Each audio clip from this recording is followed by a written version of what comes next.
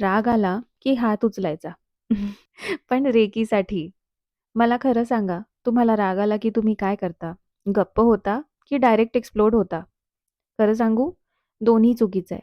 खरं तर काय होतं ना, राग हा कसला तरी धोका, अन्याय किंवा अपूर्व गरज वाटली ना, तेव्हाच उठतो. तो वाईट नसतो. तो एक सिग्नल आहे. आपल्या भावना ओरडून सांगत असतो, की काहीतरी चुकतंय इथे. राग आला की फक्त डोकं गरम होत नाही. आपली पूर्ण बॉडी रिॲक्ट करते. श्वास जोरात होतो, छातीत धडपड होते, गुडघे, खांदे, मान सगळं टाईट होतं. कधी डोकं दुखायला लागतं, तर कधी पोटात गाठ बसते.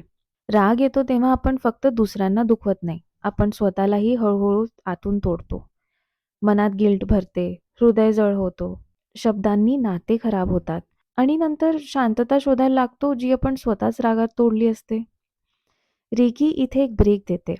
रिॲक्ट करायच्या आधी फील करायला शिकवते. तो इमोशन काय सांगतोय ते समजून घ्यायला शिकवते. तो शरीरात कुठे अडकलाय ते ओळखणं शिकवते आणि तेही प्रेमाने रिलीज करायला शिकवते. जेव्हा आपण रेकी देतो ना रागाला, तेव्हा आपण तो इमोशन्स दाबत नाही. आपण त्याला स्पेस देतो. जिथे तो तोडत नाही, बदलतो. आणि हेच आपल्याला हायर सेल्फकडे घेऊन जातं. एक असा व्हर्जन जिथे शांतता कमजोरी नाही, तर एक सर्वात मोठा ताकद आहे. आता मी तुम्हाला रागात असताना रेकी देणं तर नाही सांगणार. पण राग येतो ना, तेव्हा अवेअरनेसमध्ये यायला हवं आणि ते रेकी शिकवते.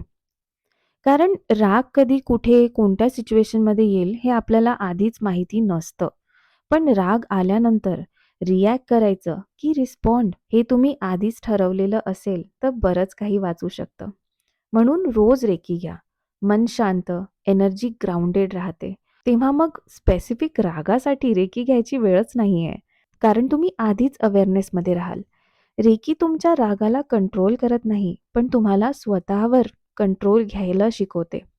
कारण अवेअरनेस हीच तुमची रिअल सुपर पॉवर आहे.